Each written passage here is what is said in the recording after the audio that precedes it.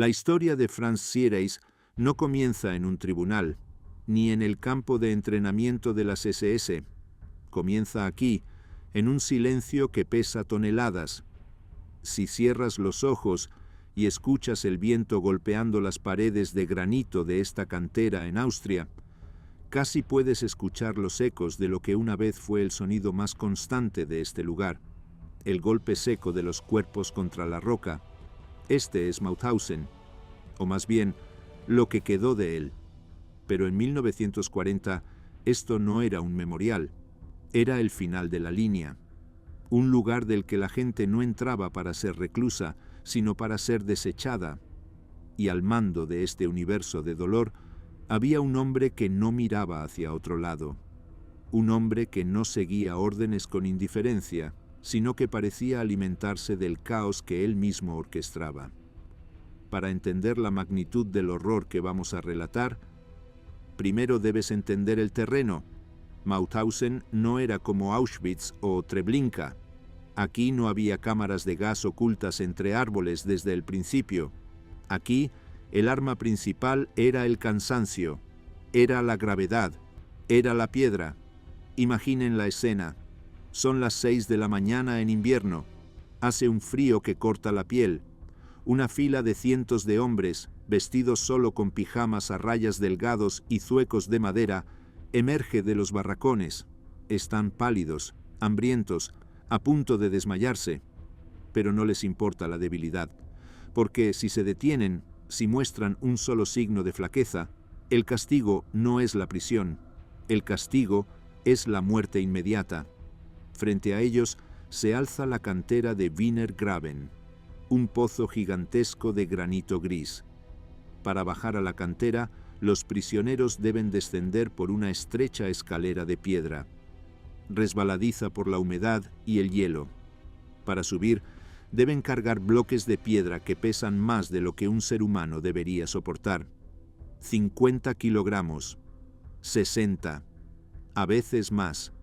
Y allí, arriba, observando desde el borde del precipicio, como un dios antiguo demandando un sacrificio, estaba Franz Siereis. Siereis no era un comandante que se escondía en su oficina. Le gustaba el olor a sangre y sudor. Le gustaba estar presente cuando los prisioneros, con las piernas temblando por el agotamiento, perdían el equilibrio en esa escalera maldita. Cuando un hombre caía, su piedra se desprendía, golpeando al de abajo, y luego al siguiente. Era una reacción en cadena de huesos rotos y gritos que se ahogaban en el eco del granito. Los guardias lo llamaban la escalera de la muerte, pero para Siereis era una atracción. Hay testimonios de supervivientes que aseguran que él y sus oficiales hacían apuestas. No apostaban por quién llegaría arriba. Apostaban por cuántos hombres caerían muertos ese día. Este es el tipo de hombre del que estamos hablando. Un hombre que vio una mina de granito y no vio cantera, sino un matadero. Pero la escalera no era el único juego. Había otro método, uno más sádico si cabe, que lleva la firma de Siereis. En los bordes del recinto había una valla de seguridad electrificada, pero entre la valla y el muro exterior había un pequeño espacio, una tierra de nadie. Cuando un prisionero desesperado intentaba escapar, o simplemente cuando Siereis quería entretenerse, lo forzaban a entrar en esa zona. Mientras el prisionero corría en círculos, atrapado entre el muro y la corriente eléctrica, Siereis ordenaba a sus hombres que no dispararan a matar de inmediato. Ordenaban que dispararan a las piernas. Disparaban una vez, el hombre caía, se levantaba cojeando, disparaban de nuevo. Esto podía durar minutos.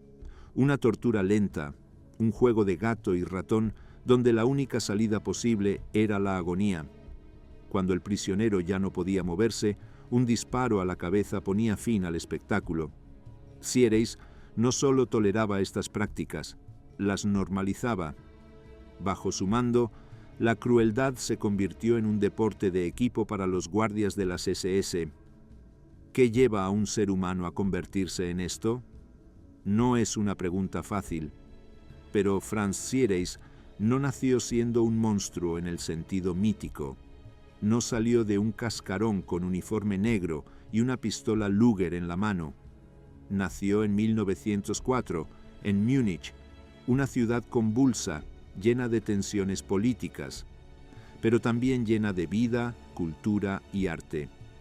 Hubo un tiempo en que Franz Siereis fue un niño. Hubo un tiempo en que fue un joven desempleado buscando un rumbo en la Alemania de posguerra, económicamente devastada. Pero entonces ocurrió algo que cambiaría el curso de su vida y la de millones de personas. Encontró a las SS. Para Siereis, las SS no eran solo una organización paramilitar, eran la promesa de poder. Eran el lugar donde su falta de escrúpulos y su violencia latente no solo eran aceptadas, sino recompensadas. Y en 1939, cuando se le entregaron las llaves de Mauthausen, le entregaron el control total sobre miles de vidas humanas. Y él aceptó ese regalo con una sonrisa helada que helaba la sangre de cuantos la cruzaban. Este es el comienzo del descenso. Durante los próximos minutos vamos a recorrer, uno por uno, los episodios más oscuros de su reinado. Vamos a escuchar las voces de los que murieron y las de los que, milagrosamente, sobrevivieron para contarlo. Vamos a abrir los archivos secretos, los informes médicos y las confesiones de un hombre que, al final, intentó huir de su propio karma. Prepárense. La historia de Franz Siereis no es para estómagos débiles. Es la crónica de cómo la humanidad puede perderse completamente y cómo un hombre se convirtió en el dueño y señor de la muerte en Austria. Bienvenidos a Mauthausen. Bienvenidos al infierno de Siereis. Capítulo 1. El arquitecto del caos. Dejamos a Siereis al borde de la cantera, disfrutando de la vista. Pero para comprender cómo un campo como Mauthausen llegó a ser ese lugar de tortura sistematizada, tenemos que retroceder unos meses. Tenemos que mirar el momento exacto en que Franz Siereis cruzó las puertas del campo por primera vez como su comandante supremo. Era el año 1939. El mundo estaba al borde de la guerra y Mauthausen acababa de ser elevado de categoría. Ya no era un simple campo de detención local, iba a convertirse en el centro de un complejo de subcampos que se extendería por toda Austria. La máquina nazi necesitaba un administrador, alguien capaz de tomar la ideología del odio y convertirla en un sistema de producción eficiente. Y en ese momento, Siereis parecía el hombre perfecto para el trabajo. Antes de llegar aquí, Siereis había servido en la unidad de la Totenkopf, las cabezas de muerte, la rama de las SS encargada de vigilar los campos. No era un intelectual como Himmler, ni un estratega como Eichmann. Siereis era un matón con capacidad organizativa. Entendía una cosa fundamental: el miedo era la moneda de cambio más valuable en un campo de concentración. Cuando llegó a Mauthausen, encontró un campo que ya era brutal, pero lo que Siereis hizo fue industrializar esa brutalidad. Su primera orden no fue construir más cámaras de gas ni comprar más ametralladoras. Su primera orden fue imponer un régimen de terror absoluto, no solo contra los prisioneros, sino entre los propios prisioneros. Aquí es donde debemos hablar de una de las herramientas más perversas de Siereis, los capos. Para evitar que sus propios soldados de las SS se gastaran golpeando a los prisioneros, Siereis implementó una jerarquía criminal. Designó a ciertos prisioneros, generalmente criminales comunes peligrosos o alemanes leales al partido, como líderes de los barracones. A estos hombres se les daba autoridad sobre los demás. Tenían látigos, tenían el poder de decidir quién comía y quién no. Tenían el poder de vida y muerte. Siereis sabía exactamente lo que estaba haciendo. Al convertir a los prisioneros en sus propios carceleros, destruía cualquier solidaridad que pudiera existir entre ellos.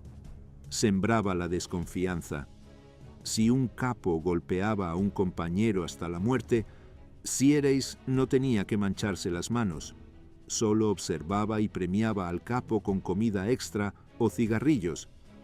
Bajo su mando, Mauthausen se convirtió en una microsociedad distorsionada donde las leyes morales estaban invertidas. La crueldad era el camino a la supervivencia. Pero Xieres no solo controlaba a través de la violencia física, también era un maestro de la manipulación psicológica. A menudo organizaba inspecciones que no eran más que excusas para torturas colectivas. Un ejemplo claro de su sadismo burocrático fueron los controles de ropa. A veces ordenaba que todos los prisioneros se desnudaran en el patio, a pleno intemperie, bajo la nieve o la lluvia helada. Allí permanecían de pie, horas enteras, mientras los guardias inspeccionaban cada prenda en busca de un botón suelto o una costura defectuosa. Si encontraban una imperfección, el castigo era inmediato: palazas en público o la péndola, una especie de madero al que ataban al prisionero para azotarlo hasta desmayarlo. Para Xieres, el objetivo no era la disciplina, el objetivo era romper el espíritu humano. Quería que cada hombre y mujer en ese campo supiera, en lo más profundo de su ser, que no tenían dignidad, que no eran dueños ni de sus propios cuerpos, que estaban vivos solo porque Franz Xieres aún no había decidido lo contrario, y si alguna vez había una duda sobre su autoridad, Xieres tenía una forma infalible de recordársela a todos. Recuerden la escalera de la muerte que mencionamos. Xieres la convirtió en un ritual diario. No bastaba con que los prisioneros subieran con piedras. Él exigía que lo hicieran marchando al compás.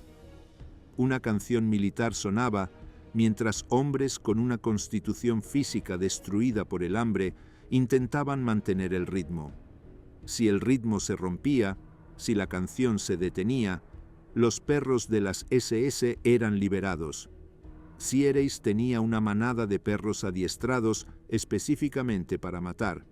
No eran perros guardianes normales, eran bestias a las que se les enseñaba a morder la garganta o la ingle de la víctima, y Xieres disfrutaba viéndolos trabajar. Hay registros que indican que él mismo provocaba a los prisioneros para que intentaran escapar, solo para tener el pretexto de soltar a sus perros. Era el señor de la arena, y todos en Mauthausen eran gladiadores involuntarios en su circo. A medida que la guerra progresaba, la presión sobre Xieres aumentaba. Berlín exigía más producción de granito, exigía más armamento, y Xieres respondió apretando el tornillo. Pero incluso con la cantera trabajando a capacidad máxima, su mente retorcida ideó nuevas formas de deshacerse de los presos improductivos. Aquí es donde entramos en el capítulo más oscuro y médico del reinado de Xieres, porque para él la muerte no era suficiente, la muerte tenía que ser útil, o, en el mejor de los casos, la muerte tenía que ser un experimento. Capítulo 2. La infiernería. Si la escalera de la muerte era la entrada al infierno de Xieres, entonces el Revier, el hospital del campo, era su cámara de tortura personal. En el lenguaje común, un hospital es un santuario, un lugar donde vas para sanar. En Mauthausen, entrar en el Revier era la sentencia de muerte más segura que existía. Xieres permitió y alentó que médicos de las SS usaran a los prisioneros como conejillos de indias. Pero no solo para grandes experimentos científicos. Lo más aterrador era la rutina del asesinato médico. Uno de los métodos favoritos bajo su supervisión eran las inyecciones cardíacas. Parece algo rápido, clínico, pero la realidad era mucho más brutal. Los prisioneros enfermos, o simplemente aquellos que ya no podían trabajar lo suficientemente rápido, eran seleccionados por los médicos en presencia de Thierry. Les hacían sentarse en una silla de madera o tumbarse en una camilla sucia. Luego, el médico o el enfermero inyectaba directamente en el corazón una sustancia letal, fenol, benceno, a veces simplemente aire. La aguja debía atravesar el pecho, buscando el músculo cardíaco entre las costillas. Si fallaban el golpe, lo cual ocurría a menudo porque el médico no era experto, el paciente sufría una agonía horrible, gritando mientras el líquido quemaba sus tejidos. Thierry observaba esto desde la puerta, a veces fumando un cigarrillo, visto como una simple pieza administrativa de limpieza, una forma de desinfectar el campo. Pero había algo aún más siniestro oculto dentro de los muros del hospital, una sala que era conocida como la sala de los baños, pero que no tenía agua ni duchas. Era una cámara de gas pequeña, diseñada para asesinar a grupos selectos, principalmente prisioneros soviéticos. En octubre de 1941, bajo las órdenes directas de Berlín y con la logística de Thierry, llegó un camión cargado con prisioneros de guerra rusos. No fueron registrados en los libros del campo. No se les asignó un número. Fueron llevados directamente a esta sala. Se les dijo que iban a desinfectarse. Se les pidió que se desnudaran. Entraron en la habitación herméticamente cerrada. En lugar de agua, el sistema de ventilación liberó monóxido de carbono. Thierry ordenó que esto se hiciera en silencio. Quería ver lo eficiente que podía ser el sistema. Cuando las puertas se abrieron, los cuerpos estaban amontonados, la piel teñida de un rojo brillante por el envenenamiento. Fue la primera gran matanza masiva en Mauthausen y marcó el punto de no retorno para Thierry. Ya no era solo el comandante de un campo de trabajo, ahora era un verdugo de escala industrial, y su obsesión por la eficiencia en la muerte lo llevó a cometer crímenes que incluso asquearon a algunos de sus propios hombres. Entre los informes de la posguerra hay una historia que destaca por su crueldad casi infantil. Thierry, en su arrogancia, decidió que la cantera necesitaba ser más grande. Para ello, ordenó a un grupo de prisioneros que excavaran un túnel lateral, excavando directamente en la montaña sin ningún tipo de soporte estructural. Era un trabajo suicida. Sabía que la roca caería sobre ellos, y así lo hizo. Una parte del túnel colapsó, sepultando a 25 hombres con vida. En lugar de ordenar un rescate, Thierry ordenó sellar la entrada. Dejó que aquellos hombres murieran asfixiados en la oscuridad, gritando pidiendo ayuda que nunca llegaría, simplemente porque había perdido la paciencia con el ritmo de la excavación.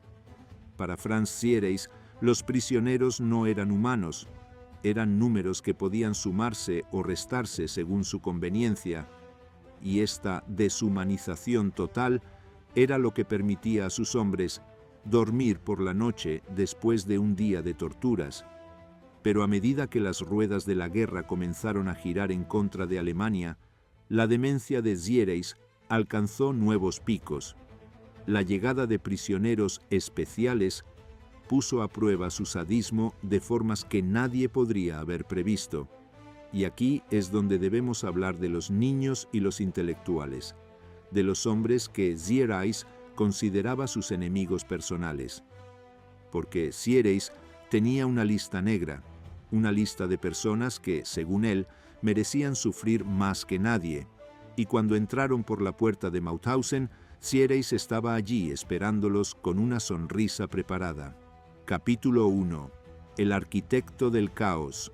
Dejamos a Thierry al borde de la cantera, disfrutando de la vista, pero para comprender cómo un campo como Mauthausen llegó a ser ese lugar de tortura sistematizada, tenemos que retroceder unos meses.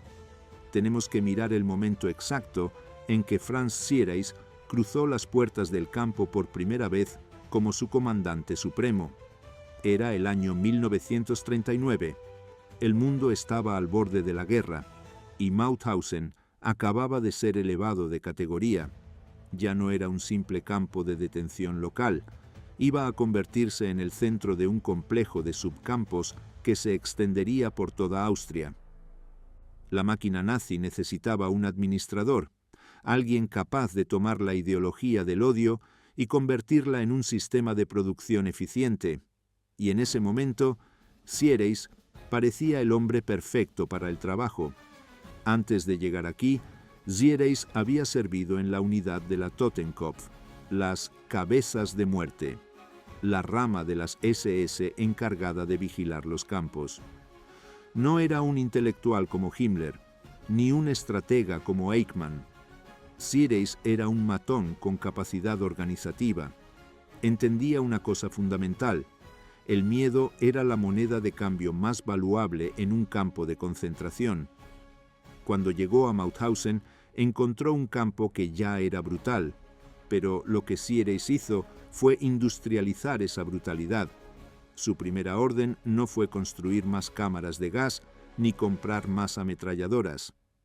Su primera orden fue imponer un régimen de terror absoluto, no solo contra los prisioneros, sino entre los propios prisioneros. Aquí es donde debemos hablar de una de las herramientas más perversas de Siereis, los capos. Para evitar que sus propios soldados de las SS se gastaran golpeando a los prisioneros, Siereis implementó una jerarquía criminal. Designó a ciertos prisioneros, generalmente criminales comunes peligrosos o alemanes leales al partido, como líderes de los barracones. A estos hombres se les daba autoridad sobre los demás, tenían látigos, tenían el poder de decidir quién comía y quién no, tenían el poder de vida y muerte. Siereis sabía exactamente lo que estaba haciendo. Al convertir a los prisioneros en sus propios carceleros, destruía cualquier solidaridad que pudiera existir entre ellos. Sembraba la desconfianza. Si un capo golpeaba a un compañero hasta la muerte, Siereis no tenía que mancharse las manos. Solo observaba y premiaba al capo con comida extra o cigarrillos. Bajo su mando, Mauthausen se convirtió en una microsociedad distorsionada donde las leyes morales estaban invertidas. La crueldad era el camino a la supervivencia. Pero Siereis no solo controlaba a través de la violencia física, también era un maestro de la manipulación psicológica. A menudo organizaba inspecciones que no eran más que excusas para torturas colectivas. Un ejemplo claro de su sadismo burocrático fueron los controles de ropa. A veces, ordenaba que todos los prisioneros se desnudaran en el patio a pleno intemperie, bajo la nieve o la lluvia helada. Allí permanecían de pie, horas enteras, mientras los guardias inspeccionaban cada prenda en busca de un botón suelto o una costura defectuosa. Si encontraban una imperfección, el castigo era inmediato: palazas en público o la péndola, una especie de madero al que ataban al prisionero para azotarlo hasta desmayarlo. Para Siereis, el objetivo no era la disciplina, el objetivo era romper el espíritu humano.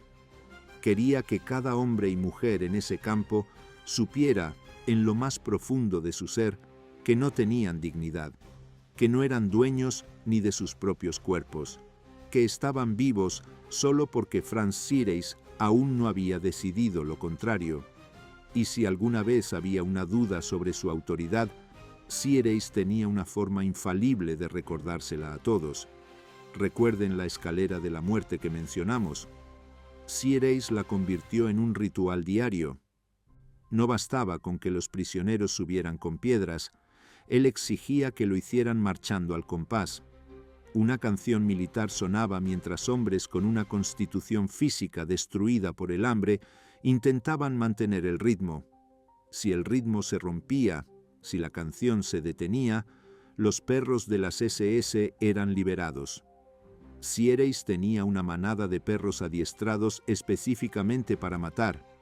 no eran perros guardianes normales, eran bestias a las que se les enseñaba a morder la garganta o la ingle de la víctima, y Cieres disfrutaba viéndolos trabajar.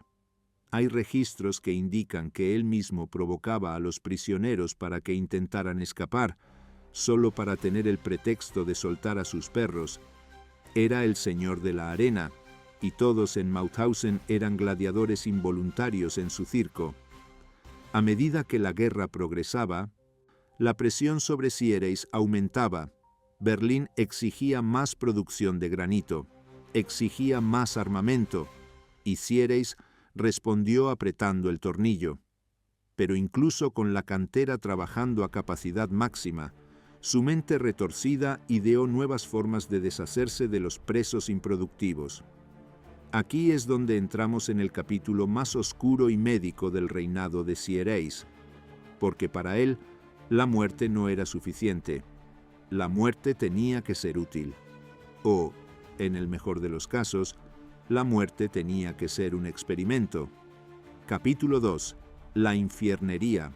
Si la escalera de la muerte era la entrada al infierno de Cieres, entonces el Revier, el hospital del campo, era su cámara de tortura personal. En el lenguaje común, un hospital es un santuario, un lugar donde vas para sanar. En Mauthausen, entrar en el Revier era la sentencia de muerte más segura que existía. Cieres permitió y alentó que médicos de las SS usaran a los prisioneros como conejillos de indias. Pero no solo para grandes experimentos científicos. Lo más aterrador era la rutina del asesinato médico. Uno de los métodos favoritos bajo su supervisión eran las inyecciones cardíacas.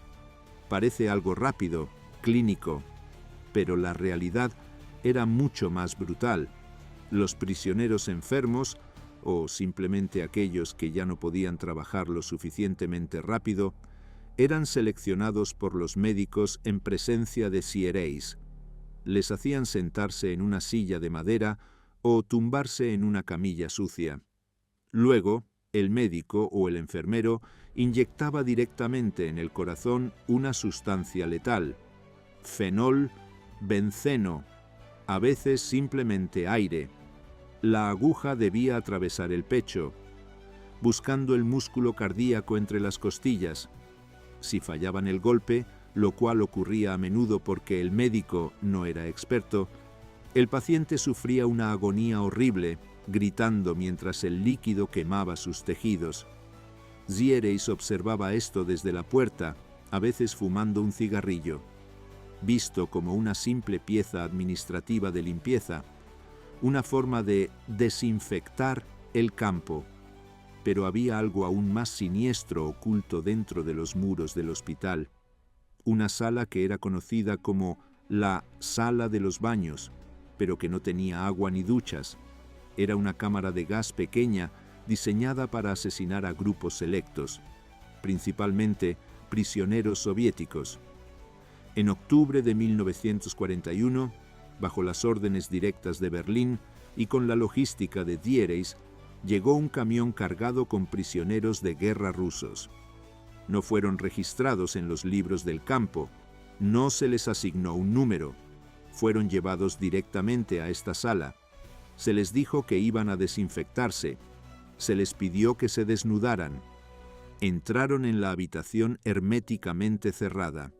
En lugar de agua, el sistema de ventilación liberó monóxido de carbono. Cieres ordenó que esto se hiciera en silencio. Quería ver lo eficiente que podía ser el sistema. Cuando las puertas se abrieron, los cuerpos estaban amontonados, la piel teñida de un rojo brillante por el envenenamiento. Fue la primera gran matanza masiva en Mauthausen y marcó el punto de no retorno para Cieres. Ya no era solo el comandante de un campo de trabajo, ahora era un verdugo de escala industrial, y su obsesión por la eficiencia en la muerte lo llevó a cometer crímenes que incluso asquearon a algunos de sus propios hombres. Entre los informes de la posguerra hay una historia que destaca por su crueldad casi infantil. Cieres, en su arrogancia, decidió que la cantera necesitaba ser más grande. Para ello, ordenó a un grupo de prisioneros que excavaran un túnel lateral, excavando directamente en la montaña, sin ningún tipo de soporte estructural. Era un trabajo suicida. Sabía que la roca caería sobre ellos, y así lo hizo. Una parte del túnel colapsó, sepultando a 25 hombres con vida. En lugar de ordenar un rescate, Xieres ordenó sellar la entrada. Dejó que aquellos hombres murieran asfixiados en la oscuridad, gritando pidiendo ayuda que nunca llegaría, simplemente porque había perdido la paciencia con el ritmo de la excavación. Para Franz Xieres, los prisioneros no eran humanos, eran números que podían sumarse o restarse según su conveniencia. Y esta deshumanización total era lo que permitía a sus hombres dormir por la noche después de un día de torturas. Pero a medida que las ruedas de la guerra comenzaron a girar en contra de Alemania, la demencia de Xieres alcanzó nuevos picos. La llegada de prisioneros especiales puso a prueba su sadismo de formas que nadie podría haber previsto. Y aquí es donde debemos hablar de los niños y los intelectuales, de los hombres que Xieres consideraba sus enemigos personales, porque Xieres tenía una lista negra, una lista de personas que, según él, merecían sufrir más que nadie. Y cuando entraron por la puerta de Mauthausen, Xieres estaba allí esperándolos con una sonrisa preparada. Capítulo 2. Continuación. Los enemigos personales y los niños. Hemos hablado de la masacre anónima, de los números en las listas, pero Xieres tenía un odio particular, una obsesión visceral por ciertos grupos de prisioneros que consideraba una afrenta personal. Entre ellos se encontraban los republicanos españoles y los miembros de la resistencia francesa. Para Xieres, estos hombres no eran solo criminales, eran rebeldes, eran ideólogos que se habían atrevido a levantarse contra el fascismo, y eso no se lo perdonaba. Cuando los primeros trenes cargados de españoles llegaron a Mauthausen, muchos todavía llevaban las ropas que vestían cuando huyeron de su país. Xieres los miró con desprecio. Les asignó el triángulo azul de los emigrantes, pero les trató como a prisioneros de guerra soviéticos. Eran enviados directamente a la cantera sin periodo de aclimatación, con la esperanza de que cayeran muertos en cuestión de días. Xieres tenía un dicho: un español muerto es un español menos.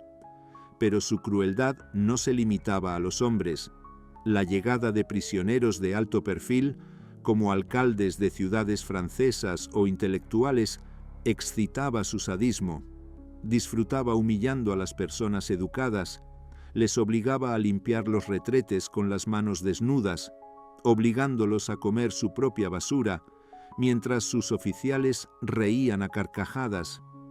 Pero incluso entre toda esta oscuridad, hay un capítulo que rompe el corazón de los investigadores más duros: los niños de Mauthausen. Como mencionamos, este era un campo de trabajo forzado. Teóricamente, no había lugar para niños.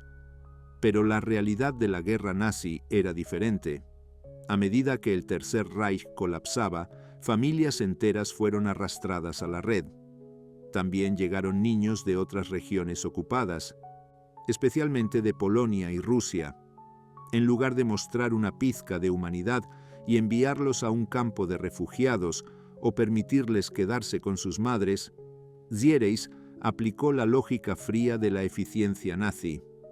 Si no trabajan, no comen, y si no comen, mueren.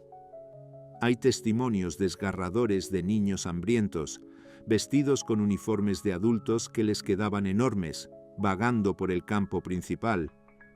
Xieres ordenó que se les pusiera a trabajar en tareas menores, como coser o limpiar, pero sin raciones extra. Muchos de estos niños murieron de tifus o inanición. Aún más oscuro es el caso de los niños que fueron utilizados como cobayas humanas.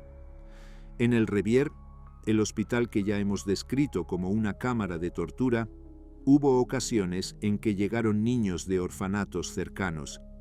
Siereis permitió que los médicos experimentaran con ellos, inyectándoles tuberculosis para estudiar la progresión de la enfermedad o realizando cirugías que no tenían ningún propósito médico. Ver a un niño llorando, aterrorizado, siendo sujetado por 4 guardias musculosos mientras un médico preparaba una inyección letal. Eso no le hacía pestañear a Siereis. Para él, eran simplemente residuos biológicos. Esta falta absoluta de empatía, esta capacidad para apagar la voz de la conciencia ante el sufrimiento de un niño, es lo que define a un psicópata verdadero. Y Siereis lo era. Capítulo 3. El bloque del hambre y la canibalia. Si alguna vez existió un infierno dentro del infierno, ese era el bloque 20. Situado en una zona apartada del campo, rodeado por una valla eléctrica adicional, este bloque era el secreto mejor guardado y peor mantenido de Mauthausen. Siereis utilizaba el bloque 20 para deshacerse de aquellos prisioneros que habían causado problemas, o de aquellos que, simplemente, ya no servían, pero quería mantener vivos un poco más por algún capricho administrativo. Las condiciones aquí defiaban la lógica de la supervivencia. Los prisioneros eran encerrados en celdas diminutas, sin calefacción y, lo más crítico, sin agua. A veces se les dejaba allí durante semanas. Siereis ordenaba a los guardias que les dieran agua solo una vez al día, o cada 2 días. La sed es una tortura más lenta y dolorosa que el hambre. Los hombres en el bloque 20 empezaban a alucinar. Se chupaban las paredes húmedas, bebían su propia orina, intentaban robar agua de las tazas del retrete. Y cuando la locura los vencía, Siereis entraba a visitarlos. Le gustaba caminar por los pasillos, escuchando los lamentos incoherentes de los prisioneros. Si alguno se atrevía a pedir ayuda, a gritar su nombre, Siereis simplemente asentía con la cabeza y ordenaba al guardia que redujera la ración de agua siguiente. Era una venganza silenciosa y calculada. Las historias sobre el bloque 20 se vuelven aún más macabras. Se rumorea que la desesperación llevó a actos de canibalismo entre los prisioneros más hambrientos. Aunque los historiadores debaten la frecuencia de esto, el hecho de que la posibilidad existiera de que el ser humano fuera empujado a tales extremos bajo la vigilancia de Siereis es un testimonio de lo profundo que era el abismo que él dirigía. Pero Siereis no estaba contento con solo controlar el interior del campo. Su influencia se extendía hacia afuera, hacia las ciudades cercanas. Mauthausen se encontraba cerca de Linz, una ciudad industrial. La gente allí sabía lo que pasaba. El olor a cremación era inconfundible, sobre todo los días de viento del este. Siereis se reunía regularmente con líderes locales y empresarios. Mientras tomaban café y comían pastel, él les ofrecía mano de obra esclava a precios irrisorios. «Trabajan duro», les decía, «y si mueren, hay más de donde vinieron». Esta normalización del horror, esta capacidad para tratar con seres humanos como si fueran mercancía en una reunión de negocios, es tal vez lo más aterrador de su personalidad. No era un loco suelto, era un burócrata de la muerte, integrado perfectamente en la sociedad nazi. Capítulo 4. El colapso final. El año 1944 fue un punto de inflexión. Los aliados estaban avanzando por todos los frentes. Los bombardeos aéreos estruendaban sobre las cabezas de los prisioneros en Mauthausen. Siereis debió haber sentido miedo, debido haber sentido que el retribución se acercaba, pero su respuesta fue la misma de siempre: más violencia. Con el cierre de campos en el este, debido al avance del Ejército Rojo, miles de prisioneros fueron evacuados hacia el oeste. Muchos acabaron en Mauthausen. El campo, diseñado para albergar a unos pocos miles, ahora contenía a más de 80.000 almas atestadas en barracones destrozados. Xieres ordenó que se construyeran tiendas de campaña en el patio principal. No tenían camas, no tenían suelos. Los prisioneros dormían en el barro helado. Las enfermedades se propagaron como la pólvora: tifus, disentería, neumonía. El sistema de filtrado de agua colapsó. En lugar de pedir ayuda médica o mejorar las condiciones, Xieres vio una oportunidad para limpiar el campo. Las ejecuciones masivas aumentaron. A diario, filas de prisioneros debilitados eran arrastrados a la cantera y fusilados en grupos de 20 o 30. Xieres quería dejar el campo limpio antes de que llegaran los americanos. Escribió órdenes secretas para destruir los documentos. Ordenó a sus hombres que demoleran las cámaras de gas y que enterraran los cuerpos en fosas comunes sin marcar para ocultar la evidencia. Pensó que podía borrar sus crímenes con palas y dinamita, pero lo que Xieres no podía borrar eran los testigos. Había miles de personas vivas, testigos oculares de su reinado de terror, personas que habían visto su cara, que habían oído su voz dando órdenes de muerte, y esas personas estaban dispuestas a hablar. En abril de 1945, con los cañones aliados audibles a lo lejos, Xieres abandonó el campo, no valientemente, defendiendo su posición, sino como un ladrón en la noche. Empacó sus pertenencias, se llevó su saqueo personal y huyó a las montañas, dejando a su segundo al mando para que se rindiera. Se creyó a salvo. Se creyó que podría esconderse entre la población civil, cambiar de identidad, desaparecer en la confusión de la posguerra. Pero el karma tiene una forma curiosa de encontrar a los verdugos, y la red de justicia estaba cerrándose sobre él con una velocidad implacable. Capítulo 5. La caída del verdugo. Franz Xieres estaba acorralado. Huyó con su esposa y 3 hijos hacia una cabaña de caza remota en la región de Alto Österreich, cerca del lago Grundlsee. Allí, rodeado de botín robado, joyas de prisioneros asesinados y oro de dientes fundidos, intentó pasar por un refugiado civil inocente. Pero el mundo había cambiado. Los aliados no solo buscaban a los soldados, estaban cazando nazis. Los partisanos austriacos y las fuerzas de inteligencia americana estaban recibiendo informes constantes, y alguien habló. El 23 de mayo de 1945, menos de 2 semanas después de la liberación oficial de Mauthausen, una patrulla del ejército estadounidense y partisanos austriacos rodeó la cabaña de Xieres. Xieres, el hombre que había dominado a miles, el hombre que había decidido quién vivía y quién moría en el precipicio de la cantera, intentó huir de nuevo. Sacó una pistola. Fue un acto de pánico, no de valentía.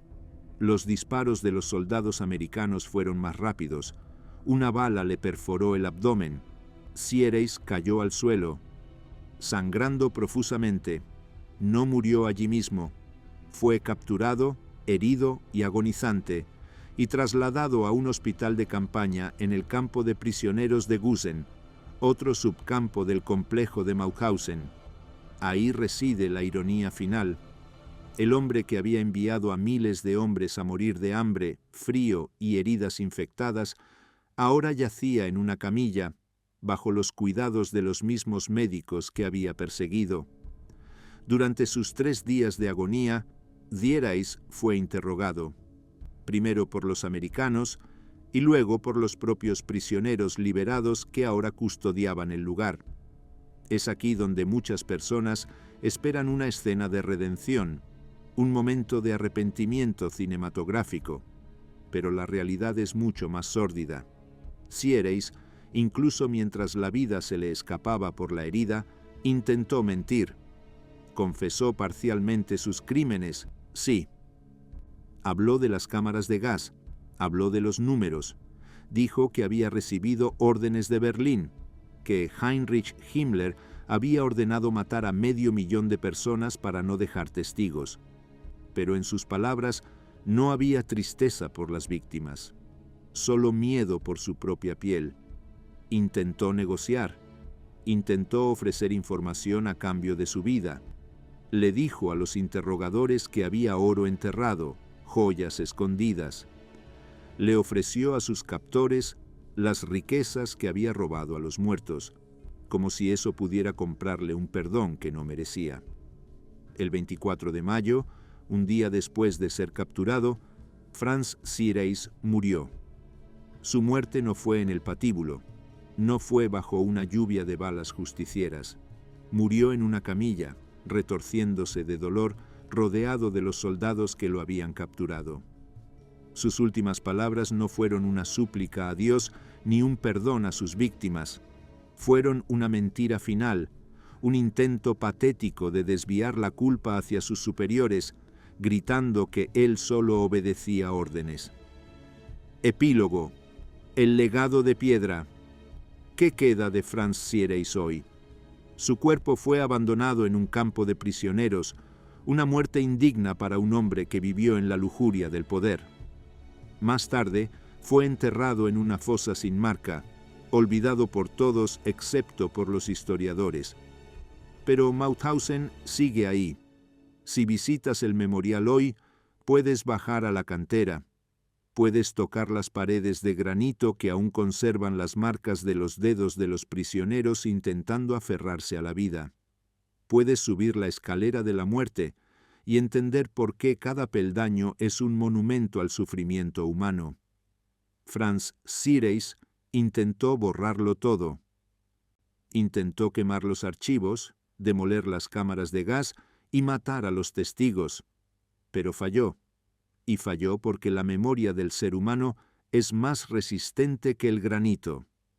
Los supervivientes de Mauthausen volvieron a casa. Los que podían contaron sus historias. Los que no podían las llevaron marcadas en su piel y en sus pesadillas. Gracias a ellos sabemos el nombre de Franz Siereis. Sabemos lo que hizo. Y lo recordamos.